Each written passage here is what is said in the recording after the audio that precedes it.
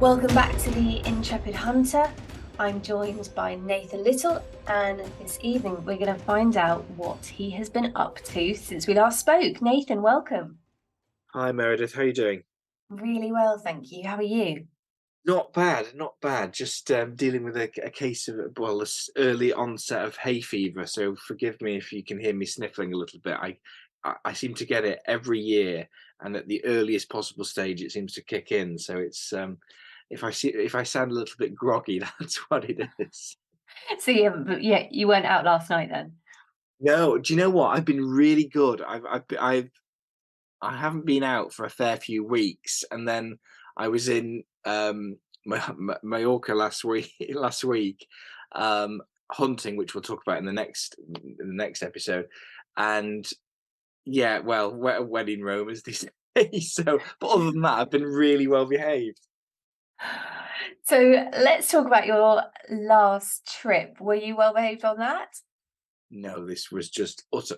It was just utter carnage, to be perfectly honest. In fact, yeah, both of the last trips to this same place were absolute carnage. So yeah, but the ultimate hunting trip, let's put it that way. So talk me through it. Where did the carnage begin and how did it come about?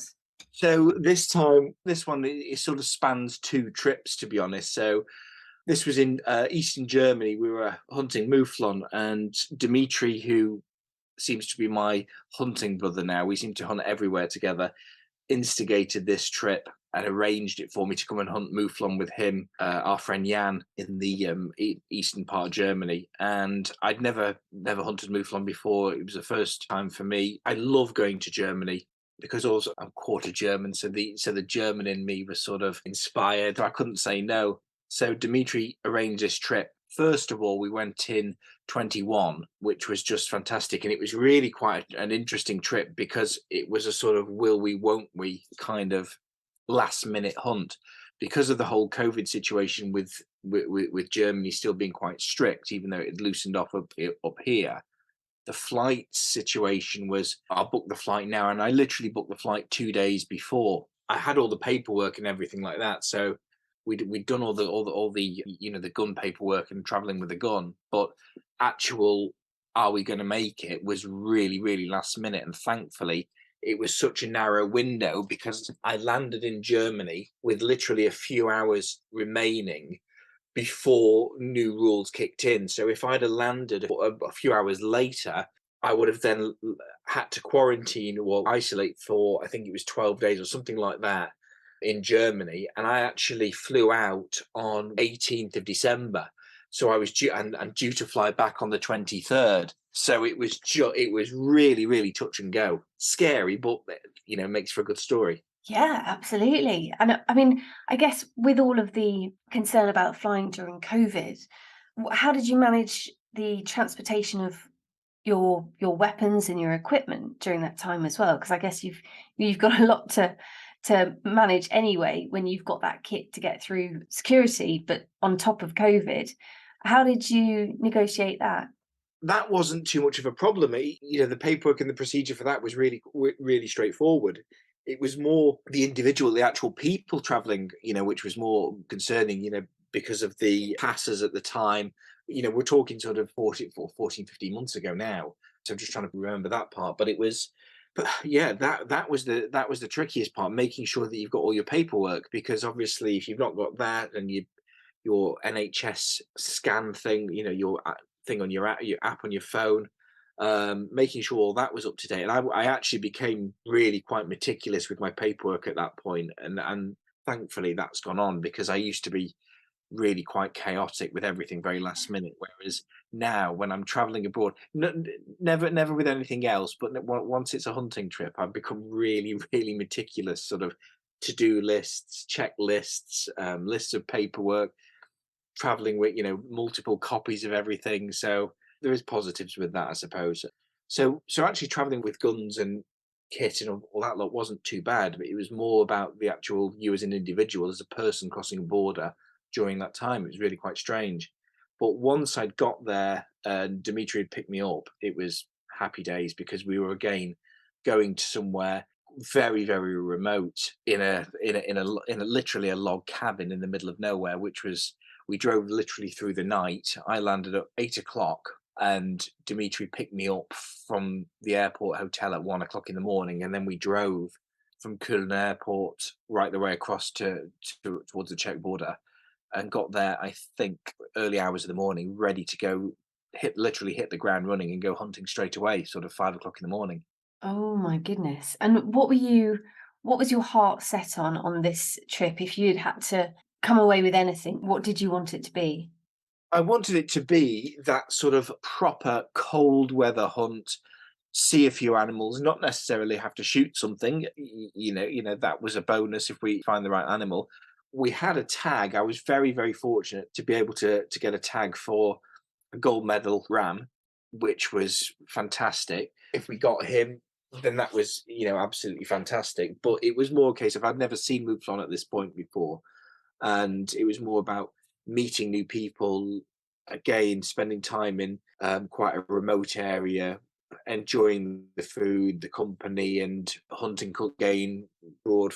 So it was just more experience, and obviously there was very little, no real expectation, given that the short time frame in which it all happened. Because, as I say, it was very touch and go whether we was even going to get there at all. Just being there was fantastic. Why do people hunt mouflon in that region? It's a quarry species, as with all quarry species. There's an excitement level to them. They're a fantastic looking animal for people that want a trophy.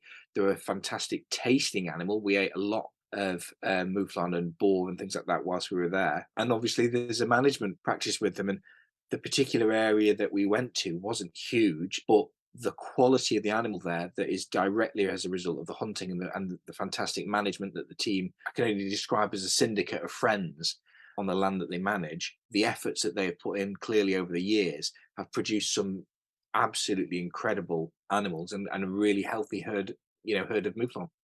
When you got there, obviously you've been traveling all night. Did you then go off and check zero straight away? What happened when you got there? We'd zeroed before, I'd zeroed before, and even though it was traveling and whatnot, I was pretty confident with everything. With the rifle, it breaks down quite easily, sets back up really quickly. So I was more than confident with that. But we went out quite early on. We just got straight to it. It was still pretty much pitch black, and it's quite an eerie feeling getting there in the middle of nowhere. I met my friend Jan, met the guide Jan, who now has become a very, very good friend. And we were communicating. My German is not what it used to be, and we were communicating very, very primitively with what he wanted me to do. And we ended up going in a high seat to start with, on an area not far from where the cabin was. Quite a bit of snow on the ground, not huge amounts, but enough. So that helped you sort of navigate where you were going to the high seat. We'd sat there, and as I say, from about 5 o'clock in the morning till about 9 o'clock in the morning, it was Baltic cold. You're absolutely knackered, but you've gone straight in. You're just waiting there in silence because, one, A, you can't talk because you don't want to disturb anything, and B, I can't talk because at the time our language barrier was, and not, also not knowing one another as well. It wasn't like we were mates beforehand. We only just met 20 minutes before, so it was all quite exciting and also a little bit weird at the same time. And the first morning, as I say, in the high seat, we saw animals, plenty of animals. Probably around 80 came out just underneath the high seat and started running, and I got it all on video. And it was just incredible to see the sheer number of them, and not only that, how easily they were able to sort of get in undetected from where we were. It was pretty awesome. What kind of animals were they? The mouflon, my first ever sighting of mouflon, and as I say, it wasn't just one or two; it's about 80 of them. Yeah, they just like stealth. They came in behind us actually, and they must have just sort of caught our wind and bolted, and that was the last we saw of them. But it was just nice. It's one of those experiences as when you're out hunting, and whether you shoot something or not, it's always nice to see animals. It's not totally demoralizing when you haven't seen, as when you haven't seen anything, and it just shows that they are there. It sounds like an amazing experience because I guess you go from the comfort of home to that region fairly quickly. and then you end up in a high seat with someone you've never met before, can't communicate with, but you're subject to these phenomenal sights. Yeah, no, it was very, very cool. Literally, it's probably about -5 whilst we were there as well. But we were there for about 3 or 4 hours because it does become quite awkward when you do a talk, don't a talk. Well, no, I need to probably just shut up and listen and watch. Even though you want to sort of break that awkward silence, of not knowing this person. But it was really cool. We didn't take anything at that particular moment because even though Iran presented himself to us further out and still within perfectly acceptable range, he wasn't quite right. I'm kind of glad that I didn't on the first instance. I'm there for a couple of days. You want to make the most of the trip, but also you want to understand and appreciate what is the right animal to take. And by seeing animals that were too young or not particularly the standard that we're after, it's a learning curve as well. And it shows that hunters have restraint in what they're doing. They're not just pulling a trigger. And were there any times over the trip when you kind of then looked back to that high seat moment and thought, oh, I wish I'd taken that one, or where you regretted waiting for what you were looking for? No, because the perfect moment came, and I'm more of a firm believer now as these trips go on, whether it's Mouflon, it's moose, it's ibex, it's boar, whatever it is. I'm a firm believer of the right animal will present itself at some point, and whether that's on that particular trip or it's on subsequent trips, it doesn't really matter.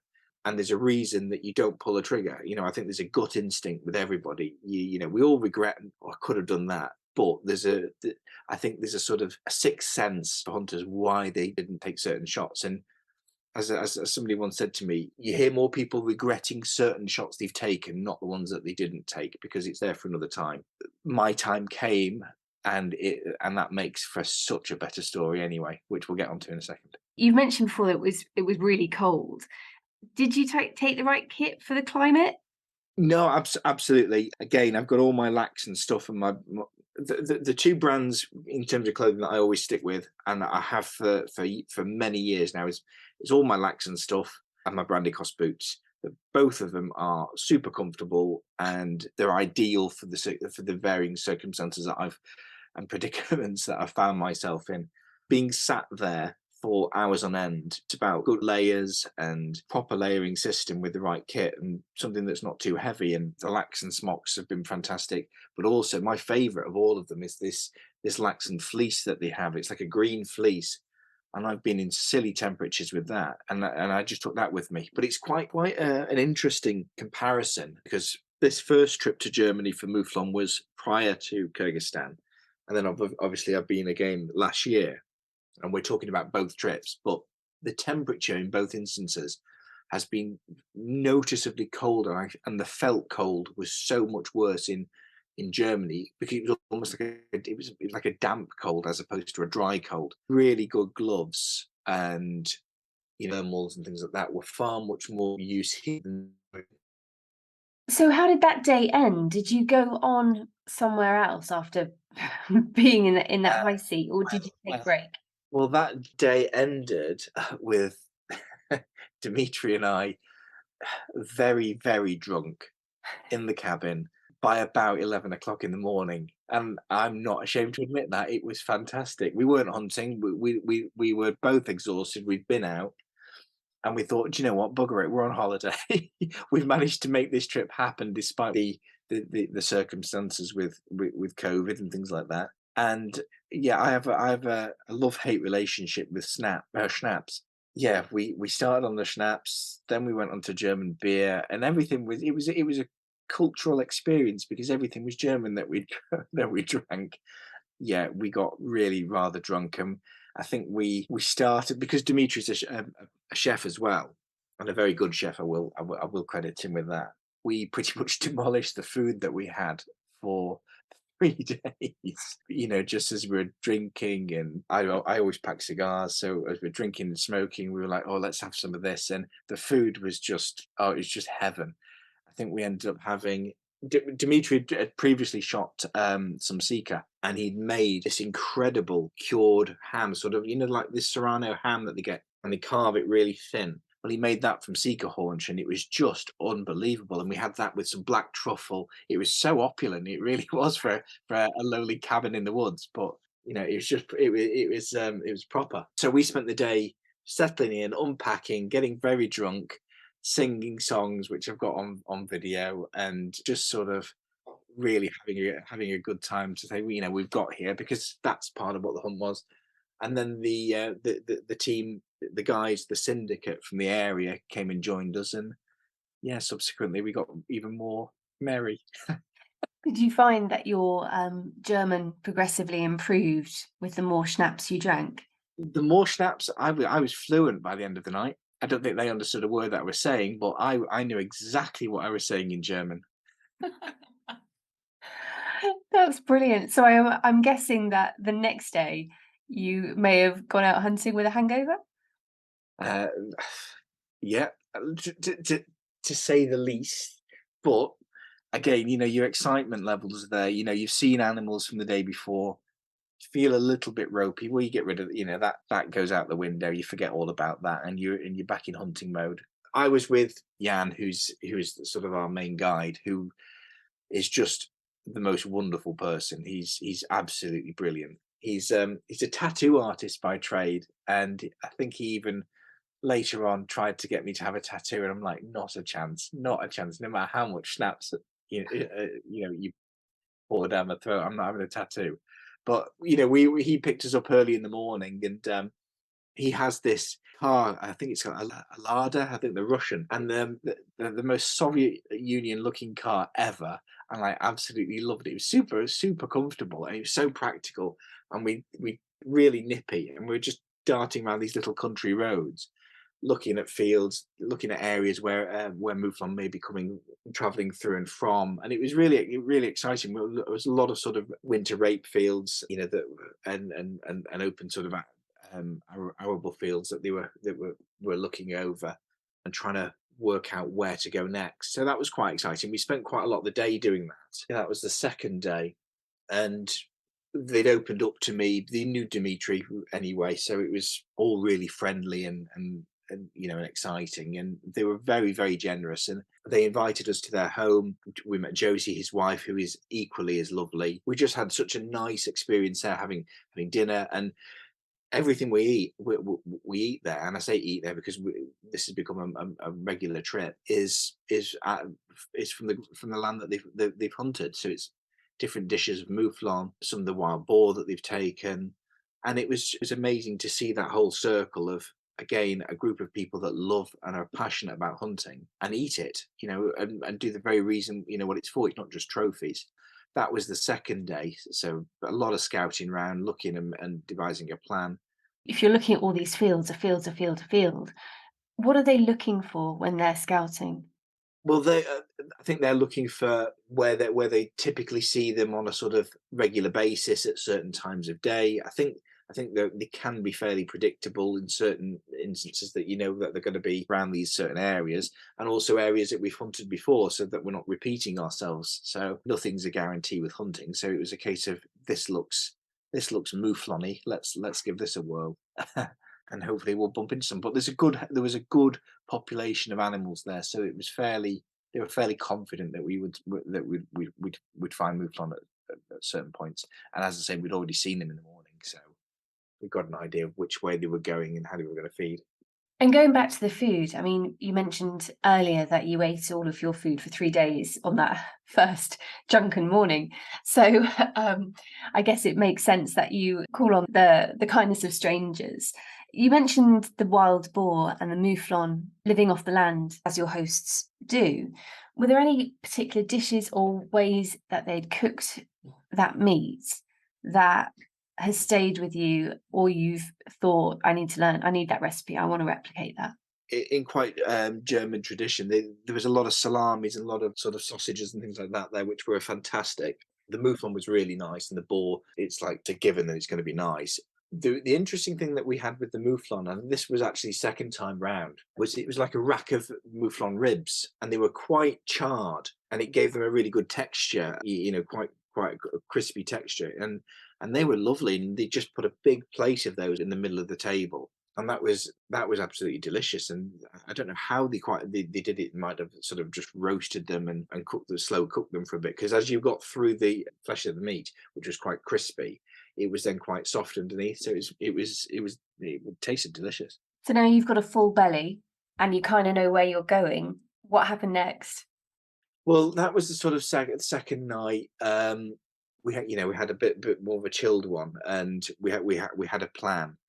Jan had then very kindly offered. He said, "Do you want to come with me early in the morning and go for wild boar under the moonlight?" Because it was a full moon that night.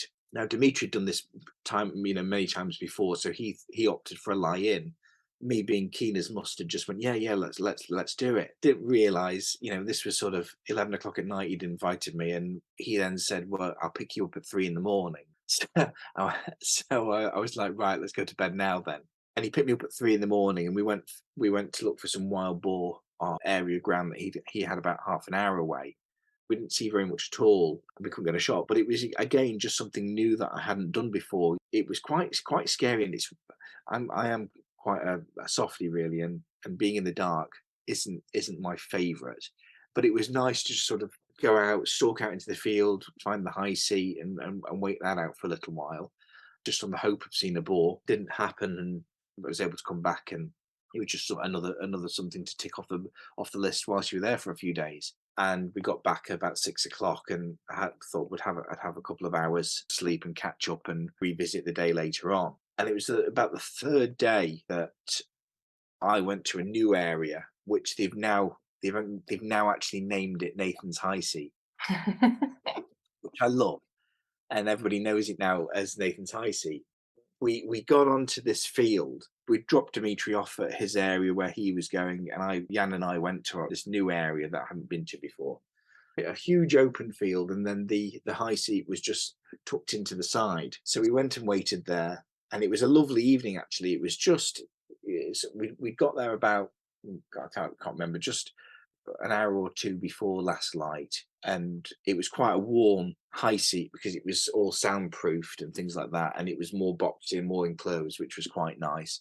And at this time, we'd become much more easy to chat with one another, and we were a lot more comfortable and familiar with each other, particularly after drinking copious amounts of schnapps over the 2 or 3 days, and beer and whiskey and gin. Um, but at this point, we're sat there, we're waiting around, and this fox appears in the distance. Now, this is the sort of the main part of my first trip. Bearing in mind, we're looking for the right ram and things like that, and we hadn't really seen it. And this fox appears to the left of me, about 100 yards away. We could see that he had a slightly mangy tail. So I was told, right, okay, we're gonna take him out, because obviously it's an ethical shot really, and you don't want that around. And at this point, we've been waiting in this high seat now for a good hour and a half, maybe even 2 hours. I go and I lift the rifle up, and I'm looking and I'm going, there's something not right here. And I realise we've been sat there for 2 hours with no magazine at all. Oh no. So we had no ammunition, no magazine, nothing. And we've been sat there, and neither of us have noticed. At this point, you just burst out laughing, and you go, "Oh, you know what? Shit happens," laughing our heads off. Come on, let's go back and, let's go and get something to eat. And we're being quite loud and we're laughing. And it's just one of those things that you couldn't write. It happens. I've had to admit this because it makes for a good story. Most people I know wouldn't admit that they've been so foolish and gone to the point where they've been sat there and not noticed. And I'm saying, I'm going to hold this down to us just enjoying the environment and enjoying being there. That's what did it. So we're walking across this field. I say to Yen, you know exactly what's going to happen. We're going to see Mouflon. Sure as anything. He turns to me after just having one quick glass, and he goes, "Nathan, I see Mouflons." That is the line I will never ever forget. And I'm looking, and I can see across the road, heading towards the field that we were just in, was a group of about 20-25 Mouflon. Oh no. So he looks at me and he goes, "Well, what do you want to do?" So at this point, we've got no ammunition. We're thinking, can we get in touch with anyone to bring us some? And he goes, we've left the magazine on the kitchen table. That's what's happened, So I said, well, why not? Let's just go for it. So at this point, we're we jump in this little Soviet Union car and we're racing back to his house, which is about 10 minutes away, 5, 10 minutes away. The Mouflon are perfectly aware that we're there, but they're so familiar, used to cars because obviously, driving around and seeing them all the time, they're not really bothered. So we're racing across down this country road, bit of off-roading onto his fields that he's got. And at this point, the light is dwindling fast. We reckon we've got 25 minutes before last light, if that. So we're racing back to his. He pulls up, dives out of the car, runs through, grabs the magazine. I've got everything ready, and we're racing back, and we're just looking, to see if we can see them. And it's literally, we've been now probably 10 minutes. Those little cars can be quite nippy. We pull up, and at this point, the group had crossed the road into the field now where we were, and we can see them just going into the back of the wood. So we're running up, and I'm at this point, I'm in the field, loaded the magazine in, and got into position, and I just about get lined up on the particular ram that he picks out for me, and he just goes over and out of shot, and I couldn't take a safe shot, so I was like, shit, we've missed this one. He goes, right, let's go to the high seat. So we're with a little bit of pace, but trying to make too much noise on this sort of snowy crop field, which is near impossible. We're trying to scuttle our way to the high seat that we've just been sat in. And again, bearing in mind, we've got 10 minutes of light left at this, and we're up in the high seat, and we're waiting, and we're thinking, and I'm literally clock watching, because at this point, I'm not going to be able to see anything. We've got good optics on, but there's a limit to everything. And get up in the high seat, and we're waiting, and it literally feels like an eternity, as these things do. And your heart is literally pumping in your chest. You can hear it, and that adrenaline is kicking in, because you don't know what's going to happen.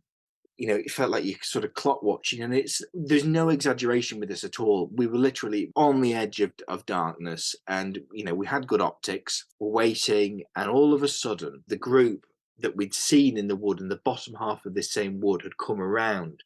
Because what it turns out is that they couldn't actually go anywhere else. They had to come back on themselves and come out the top of the wood where we were, literally out near the high seat.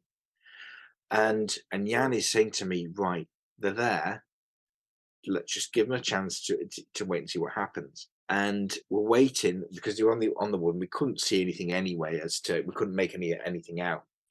And all of a sudden, for some bizarre reason, they just all bolted straight out of the wood, and I'm thinking, we've lost this now. They've gone. They're absolutely gone. And even Jan's sort of reaction and sigh of, oh, shit, they've gone, was sort of quite telling. And they ran for about 100 meters, and then all of a sudden they just stopped and started grazing. And it was the most bizarre thing I've ever seen. Now, whether or not that is some sort of defense that they do, or whether that was just they were spooked, and I couldn't tell you. But it was heart sinking, because you think, oh, the chance is gone, and we're sort of coming to the end now of the trip. And whilst you don't mind if you don't get something, it's always the opportunity has now presented itself. Let's see if we can make the most of it. So at this point, I'm having to take the rifle out of the front sort of portion of the high seat and into the side. And I was kind of glad that we got to stalk into them a little bit, because I didn't want to just be sat in a high seat, because for me that was, I wanted to sort of experience it. So this sort of whole thing had sort of come to rounded off quite nicely. We'd been in high seats, we'd then stalked into a group, we'd raced back because we'd royally fucked up, but it's funny. And now we're in a position where we've managed to remedy the situation, and I'm now bringing the rifle out, and I'm looking at the side of this high seat, and I'm waiting for Jan to identify for me which one he wants me to take. Now I'm looking down the scope, and I'm seeing a number of animals, and I'm seeing a number of rams, but I'm not experienced to tell which one's which, or which one he wants taking as part of this management plan, because again, with all these trips, the management plan is so strict, so well managed, and so well run. It's important to to take the right one. All of a sudden, he says, "Right, there's an animal on the far left." Again, I'm sort of ad libbing this because obviously the English is and my German, as I say, is sporadic at best. There was a ram on the end of the group, but he was flanked by two ewes, so I couldn't take a safe shot. And till they moved or he moved, I couldn't do anything. So he says, "This is the one that I want you to take."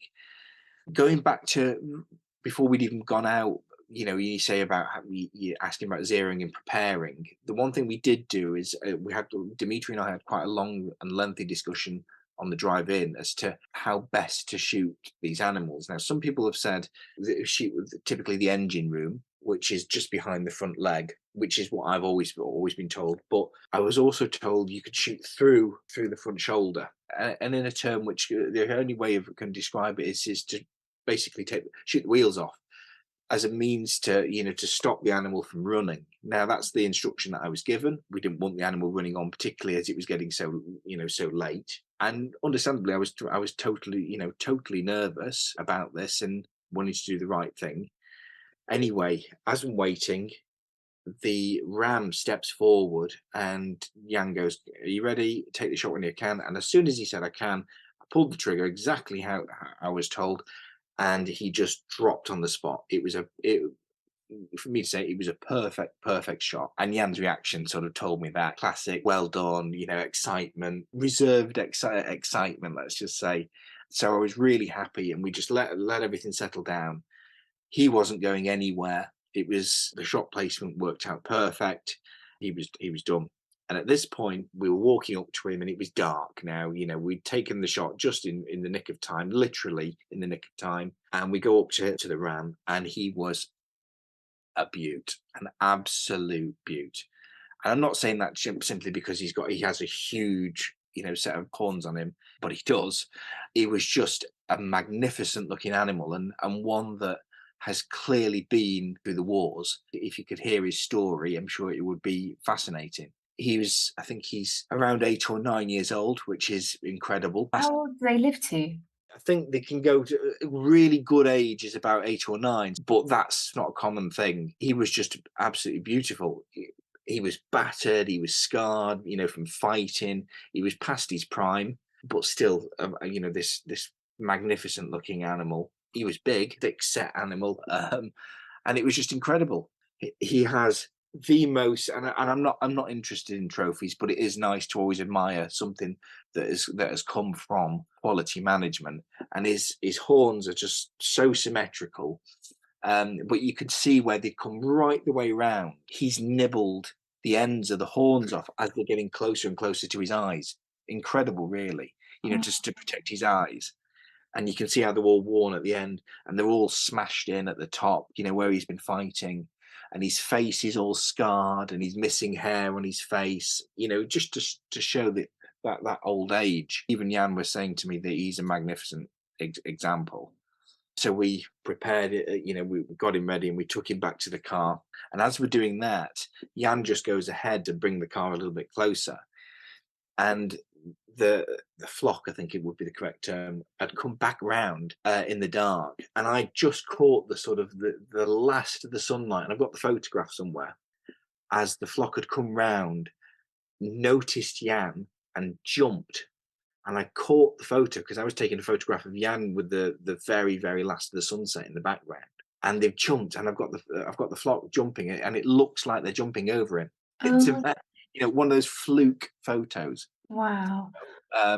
So that was just this point. I'm excited, what we've set out to achieve in this sort of really tricky, logistical nightmare of a hunt as all paid dividend. And to be honest, it was just fantastic. So we get back to the house, we prepare the ram and ready for the larder, because obviously he's going to be eaten. He goes into the food chain. They've caped him out for me, and because there's no way I could not have the shoulder mount done of him. But the meat has gone into the food chain, which is important.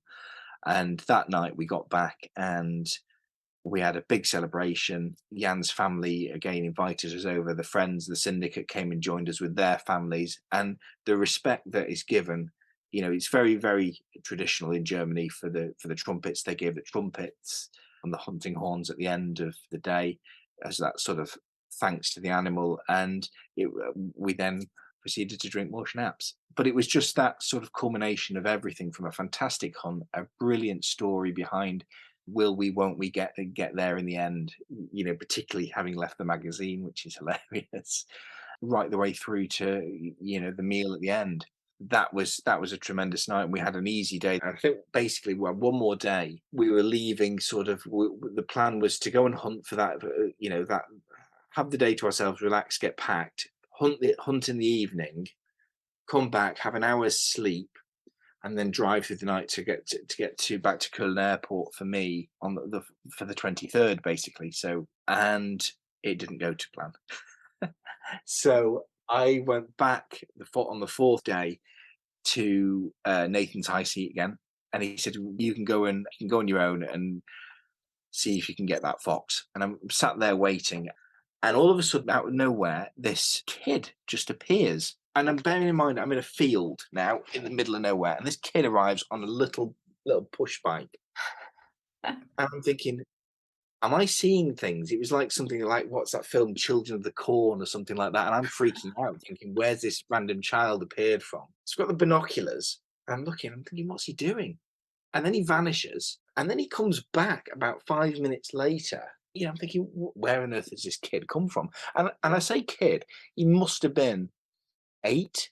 Oh my goodness. It was really weird, really, really weird. And he starts like ringing the bell on his bike, and I'm thinking, is he trying to get my attention or whatnot? And now I'm not going to approach this person because I don't know what's going on, and I'm quite a way away. I've just got the binos out, and he's ringing the bell and shouting and laughing, and it was freaking me out. Something rotten. This, what's this laughing child doing in this field? And then he goes, and then about 2 minutes later. I hear like gunshots in the distance, and I'm thinking, what the hell is going on? 2 minutes later, after I hear these gunshots. Dimitri texts me, just shot 2 wild boar. So I'm like, right, okay, happy days, amazing, forget everything. Come down off the high seat, and I'm thinking, right, they both meet me in with the car and pick me up, and I say, well done on your boar. Asked the story, what happened, and Dimitri then tells me, he says the most bizarre thing happened. He said, I'm facing this field. He said, and all of a sudden I hear somebody, a little way behind me, ringing a bell on a bike. He said, and I turn around.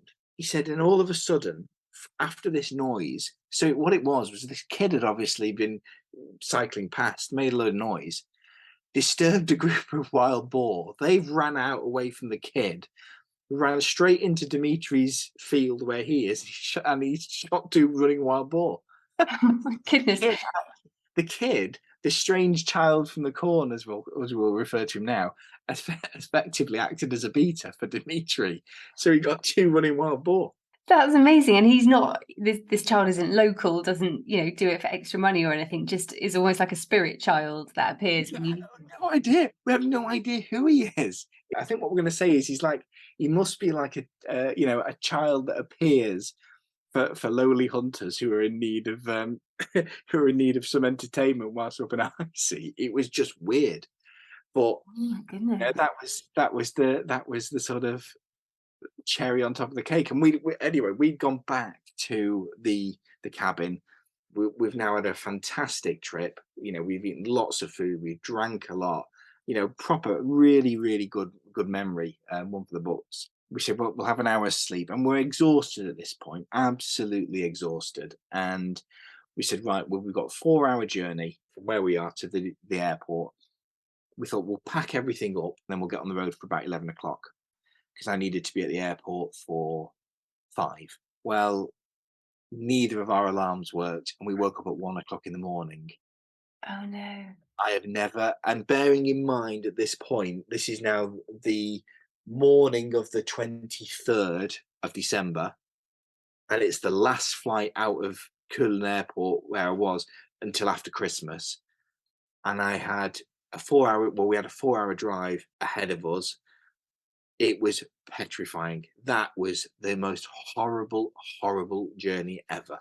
Oh, As we no. raced to the airport, and £500 worth of fines later, and 4 hours later, Dimitri got me to the airport. Well, the fines came after it. You realised Oh uh, my goodness. it was carnage. But what a way to end a hunt! Oh my goodness. It sounds like an amazing experience and just full of energy and excitement. Has your Mouflon come back to you now? Has He's he? been done. He's been done. I'm picking him up next week. Taxidermist had a big, waiting list as these things do, and can't wait to pick him up, to be honest, because that's a memory for life. And I mean, he does. I've seen him. They've sent me a photograph of him already, and he does look absolutely spectacular. And I think that it's the right thing to do. He's none of him has been wasted. He's been eaten. He's made plenty of meals, and he's rightly been recognized as this magnificent thing that he is. So he will forever be a part of my hunting life. So it's fantastic, and it was fantastic to share it with Dimitri. It's been fantastic to share it with Jan and Josie, his wife, who have become great friends. And we hunted again together in December with another very good friend of mine, Carson, who came and shot his very special mouflon, and that was a spectacular hunt as well. And special to share it with another friend. It's something now, it's become somewhat of a tradition, and Jan is now going to come to Greenland with us, and hunt for muskox. So it's something that's not just been a one way street. It's from that one initial trip, lots of memories have come about. Friendships have been sort of secured and tightened, and it's why I do it, to be honest. And Angela Merkel got another outing. So it's let's say she went home, Merkel Helix, and again, I love using it for the simple reason that, because of the imperative nature of that, if that animal did run, I've got a quick follow up shot because of the action on it. I just love it. So where are we off to next time?